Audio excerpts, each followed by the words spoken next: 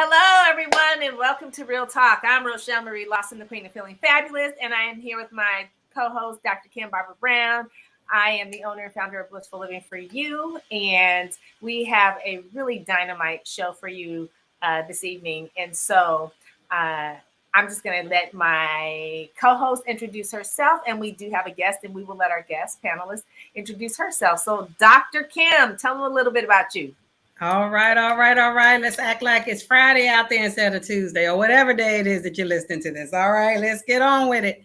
I am Dr. Kim Brown Barber, better known as Dr. Kim, and I am with Journey to Becoming, hoping that to be able to help people on their journey to becoming what they are destined to be, knowing that there may be many distractions and many goals that you get to, but knowing that you can still learn a lot on the journey. So that is me. All right, to the panelists. All right, Kern, unmute yourself and tell the world that's watching and listening who you are and what you do. All right. Well, I'm Kern Cherry. They call me the Butts in the Seat Queen. I am the creator and producer of Level Up Summit, Power Up Summit, success director of Success Women's Conference, which is in its 8th year. We've had over 17,000 people virtually in attendance. Well, we normally have 1,500 in person. So all my conferences are international. I'm also the visionary author of Trailblazers Who Lead 1 and 2 and Make It Happen. And yes, I got an anthology coming up real soon here as well. I coach on creating your own profitable event, and I'm a visibility coach as well. And just so happened I've been in healthcare for over 35 years and owner of PR and home care with my husband for 25 years this year. So that's kind of me in a nutshell. I'm so excited to be here on the Real Talk. I love it. Well, as you know, if you're watching this, first of all, if you like the show and you like what we talk about, this is a show for women and men, a few smart men, but the show is really about for women, and we talk about issues of today that and how they affect us women. So if you like the show, if you like the conversation, subscribe to the show so you get advanced notification of the topics.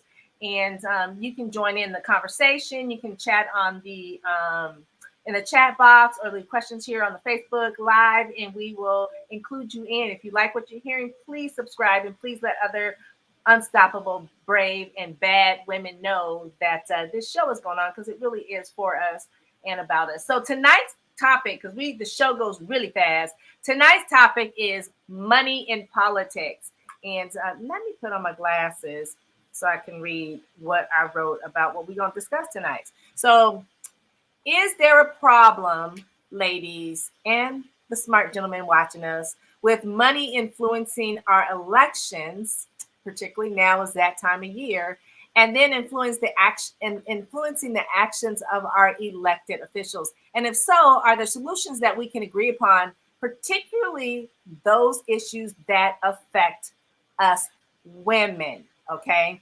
Increasing numbers express concern at the influence of big money in election, especially since the Supreme Court's citizens, forgive me for that, especially since the Supreme Court's Citizens United ruling in 2010, which allowed corporations to spend unlimited amounts of money on our elections and thus influence our politicians, whether they're men, women, and whether the voting things, issues that come up affect men or women. The big money is all in politics. So I want to ask you ladies tonight, and anybody that's watching us, with regards to elections, the big money that's flowing in, and the issues that have come up recently that affect us women, what are your thoughts with regards to one? First, I'm going to start with regards to women in politics. Do you think they represent us in the fashion that we want to be represented in and how we want to be represented in? And two, do you think they are strongly fighting for the rights of us women so that we can have more equality when it comes to women and men in corporate America today? So, Kern, since you're our panelist, I want to ask you to What are your thoughts about with regards to those questions?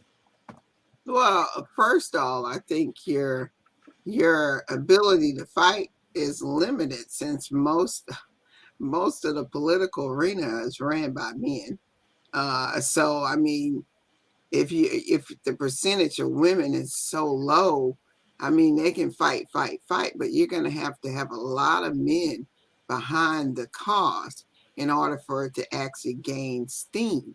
And I think that's really the biggest issue for all the women who are in politics that are trying to make a movement. Now we saw, and I'll use Stacey Abrams as an example. We saw with the people behind her, she was able to really make some movements in Georgia.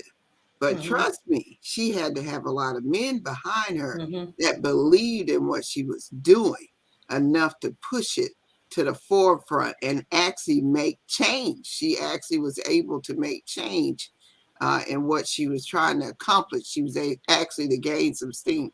So I really think a lot of it has to do with not that the women aren't doing everything they can. And I can't say that they're doing everything. I mean, just because a woman, it's not like we think the same just because I'm a woman, you're the woman, you believe the same thing I believe, right? Right. And our goals may be different.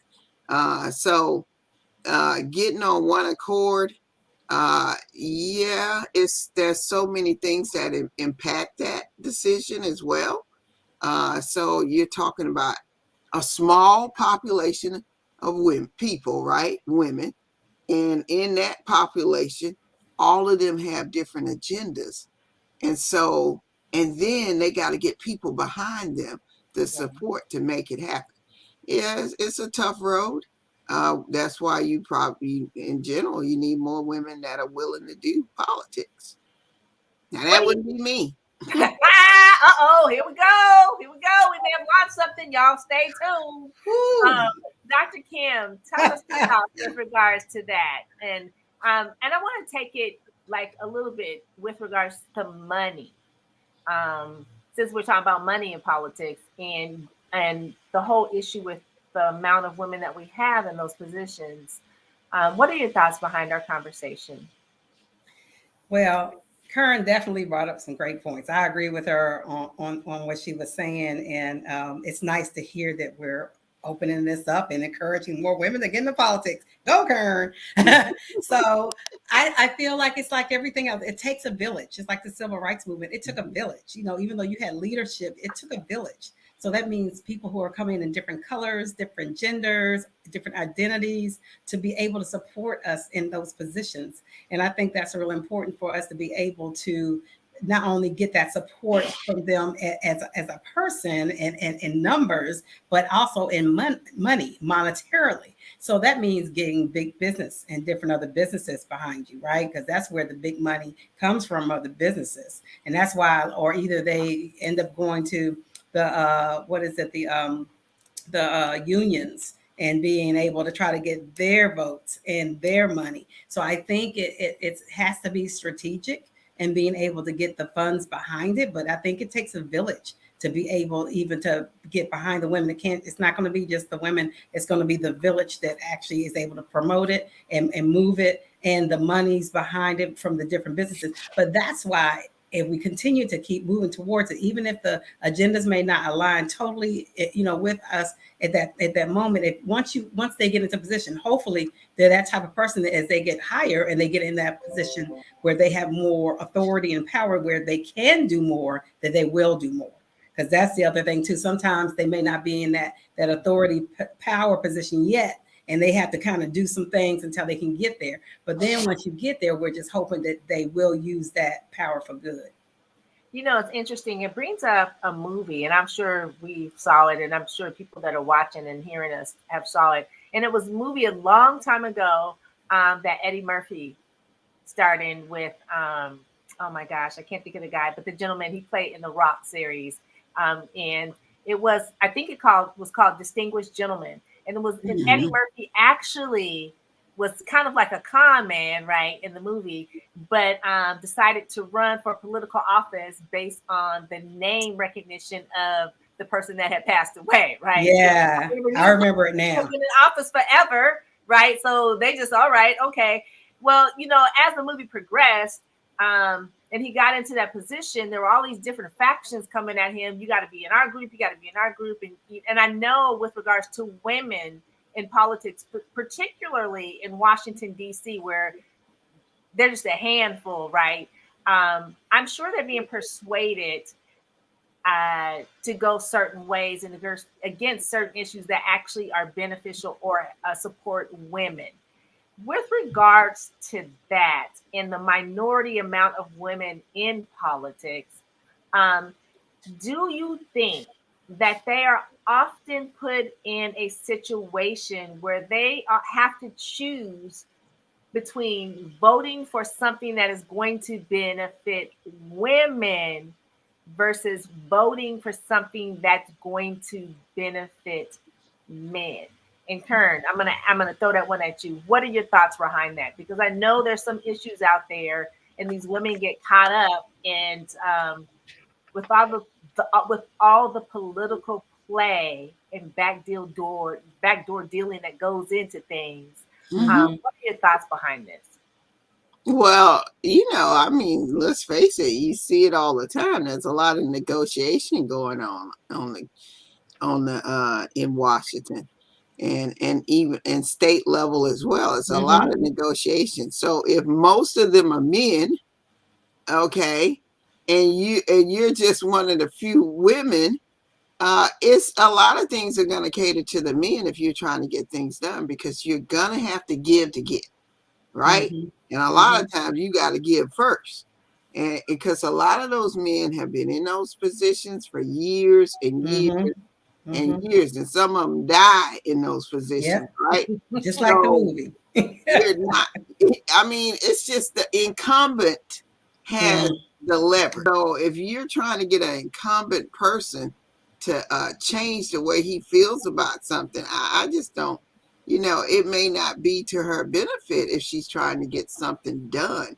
If she's really getting something done that's going to impact the whole nation versus a small group of people, yeah, she's gonna. Yeah, I can guarantee you there's probably a lot of stuff they have no agreement with. But unfortunately, compromise, uh, you'll find yourself doing things that you don't necessarily agree with. Now, for me, for me, politics can get really gray, and so that's why, to me, you really need to consider if it's your calling. But I know there's a lot of people who have that gifting, and they're able to walk in it and actually make some change, and actually and able to keep themselves, not lose themselves in the process. That's the Right. whole thing about politics. You don't want to lose yourself, who you really are at core, in the process of negotiating for something, and giving up something that you truly don't believe in at all, right? That's so true. And that's so funny because that movie that Eddie Murphy was in, I was talking about, Mm-hmm, Distinguished Gentleman, that's exactly what happened. He mm-hmm, started realizing he was chasing the money and chasing mm-hmm, and doing what everybody else wanted him to mm-hmm. do.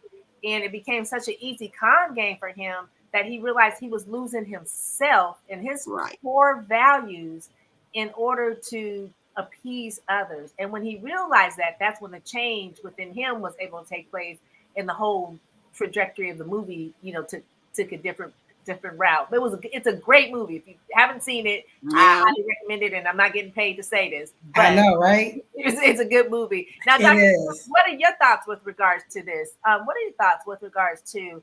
I mean, Kern brought up some really good points with regards to um, the negotiation part. And I think Mm-hmm. sometimes as women, we have this beautiful heart and soul that we want to get into something because we want to change things because we care and compassion and all of that. But what we don't realize is that it's like the corporate big boys world and a whole nother level, right? In corporations, there's moving and shaking and negotiation and all kind of stuff.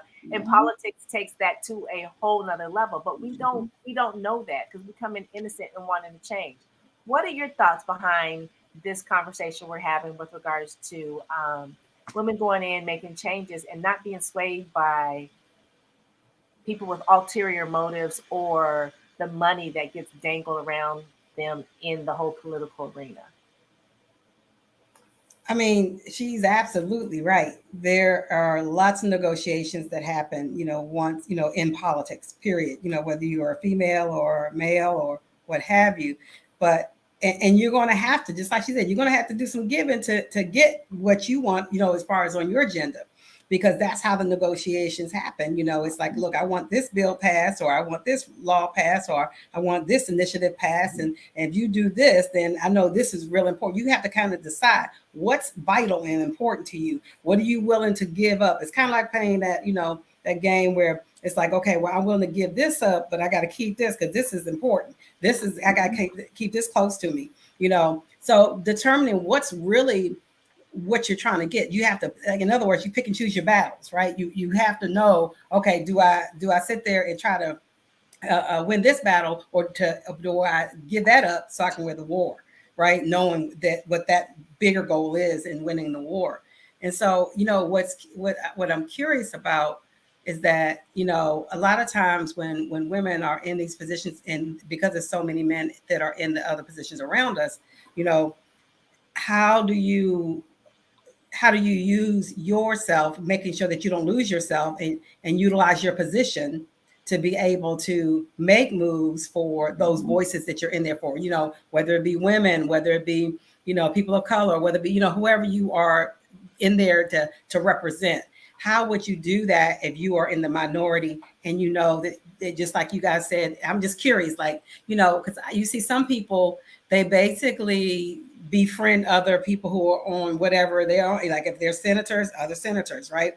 Congressmen, councilmen, councilwomen, whatever, and try to get them to see how it can benefit, all around. But then at that same time, then they're trying to convince you to get their bill so that they can be able to benefit. So I think it's kind of like being able to find a happy medium, a win-win situation where, okay, this part right here, it may not be as important. Not saying it's not important, but right, as important is this other piece that I'm trying to get through. So I'm gonna go ahead and let that go and vote your way, but then I need to make sure you vote my way on this issue because this is important to me.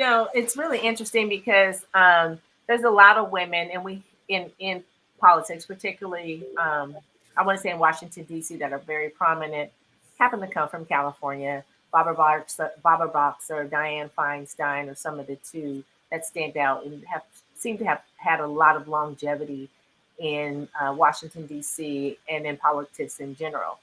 And with regards to these ladies, first of all, thank them for their service.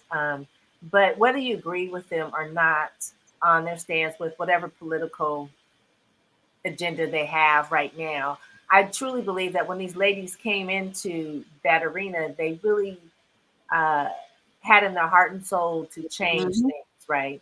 And I think a lot of times we come into a situation, whether it's a new job or a new career or a new business or whatever, and you have, I want to change things. It's going to be beautiful, and everything going to be beautiful, and people going to love it. But what you fail to realize, or you just are a neophyte and don't know, is that everybody's not going to love what you do. Everybody's not going to love you because you think a certain way or whatever. And so because these ladies have come in and have kind of shaken up things, whether you agree with them or not, I'm not saying I do or other, I think with regards to them being in those positions where they have some kind of political power and can sway men towards them, where I think that goes a long way. And so my question to you, Kern, is with regards to some of the things that are happening in our society today that affect us women, particularly, and here's a comment from Effie Robertson. She says, we as women need to make a stance for our own beliefs. And I'm going to take it there. With regards to what Effie is saying, how can we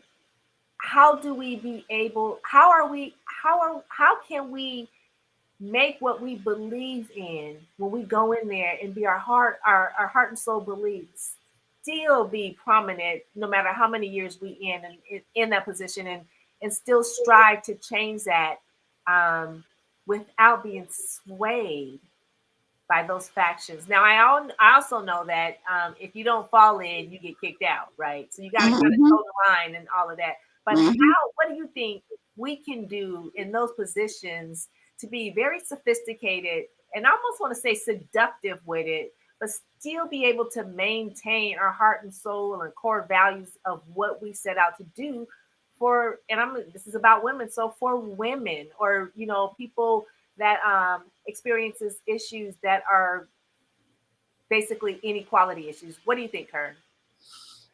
So, first of all, what drives most of this is money. We all know that, right?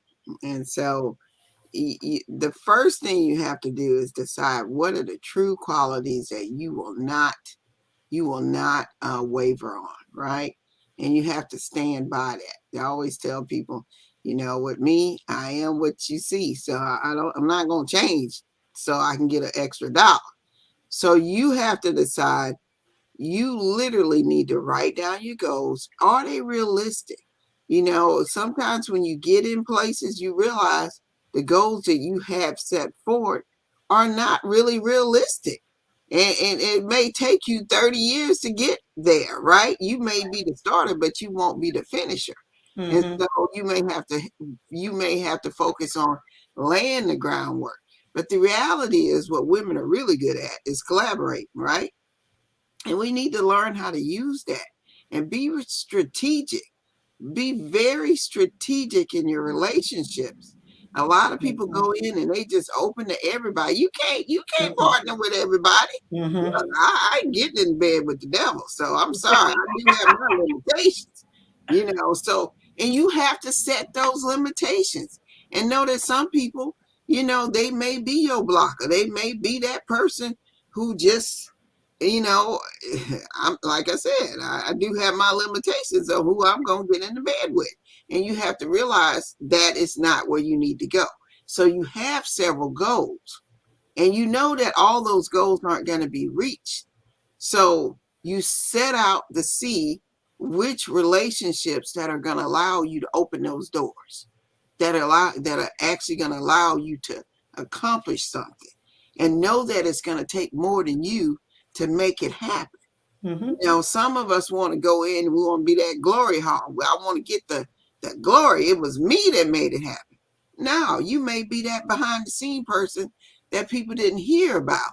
That Right. senator, that representative that made something happen. You were the one that pushed the bill, but it took the other person to go forward and actually bring the bill to the table, right? Mm-hmm. You have to know how far you can go with opening that door.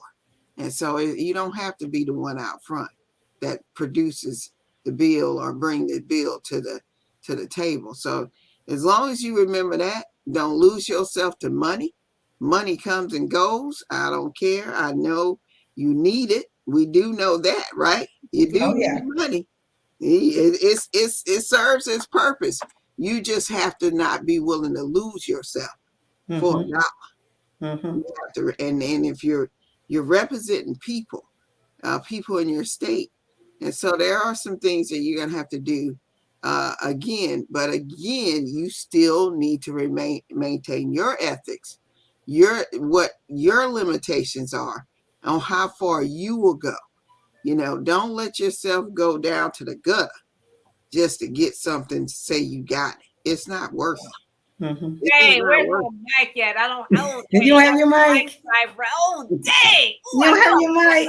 no, girl, that was a mic drop right there. I love that. We got people watching us and they really are chatting. And too bad I don't have five hands because I can type and talk and look and read. it. Mhm. I'm talented, but not that talented. But Effie says, yes, know your position in life, plant the seed, and it will grow. And they're and just hearts, and they're just loving what we're talking about because I think this is real stuff. People don't really talk about this. There's 100,000 plus podcasts out there, but there's not really any that really talk about these issues and how they affect us women. And here's the Mm-hmm. other thing: the issues that we talk about that are affecting us women, guess what? They also affect the men in our life because if they're affecting us, Yeah, Mm-hmm. baby. they're affecting the men in our lives. And so it's beautiful to see that we have men and women on us, watching us right now, in loving our conversation. And so, Dr. Kim, I want to take it to you and say, what are your thoughts about? We already know it's not necessary to lose our soul in the process of trying to live, because when you lose your soul, you can't continue the process you set out in order to be good, right? What are your thoughts about what we're discussing with regards to women in those positions not being so willing to give up their heart and soul to get that next vote, or to get that senior senator, a congressperson, or state representative on their side? What are your thoughts behind that? Well, it's respect and integrity. That says a lot to me. If they're not willing to lose themselves to get that extra vote, to get that extra, whatever it is from that senior person that's been there for decades. I think it just says, it speaks a lot, because sometimes you have to lose the battle to win the war. So sometimes you may have to come out and say, okay, I didn't get that, but that's okay. They know where I stand, and I have the integrity and the respect of being able to them to know who I am, and that I'm comfortable in who I am, and being able to have that confidence to continue to keep moving and to find my community. Because you find, just like I was saying, it takes a village. You find your community who's backing you, because there's people out there that's going to back you. There's going to people that be out there that's not going to back you, but you can't lose your perspective just because of those people that don't back you. You have to continue to move forward and know that your community will support you. And when I say community, it doesn't mean a physical community. It means the community that's believing in that same ideology that you are believing and pushing forward. So I think it's important to know who your community is and be able to know who you are, so that you can sleep at night, so that you don't have to worry about, what you did or didn't do to get that vote or whatever, or that signature, but to be able to say, I did my best. As long as you can step away from it and say, you know what, I did my best. I put my best foot forward. I was strategic about it. Then you know what, I can sleep at night. Oh, I love it. And you guys, we are at the end of our time with the Real Talk Show. It goes so fast, and the dialogue, conversation, and nuggets of gold, words of wisdom, and just all the stuff that we tap on. Well, it goes like that. And so I want to thank Kern for being a panelist on tonight's show. Dr. Kim, I'm Rochelle Marie Lawson, Queen of Feeling Fabulous. I'm going to let Dr. Kim take us out with regards to closing out tonight's show. Well, yes. Thank you, everybody, for joining Real Talk. We are here for you. We're here to uplift you and give you information, highlight you, be able to hear from you. And we are so happy that Kern joined us tonight. Yay! She didn't drop the mic on us, even though we didn't have our mic tonight, but we'll have it next time. Come join us next time, and make sure you subscribe, because we are doing some real talk about some real issues that we need to be able to come together and uplift one another with. So, we can do more together than we can apart. So make sure you stay safe. Another one. Love it. All right, everybody. Until next time, remember to keep your eyes out for Real Talk. Bye for now.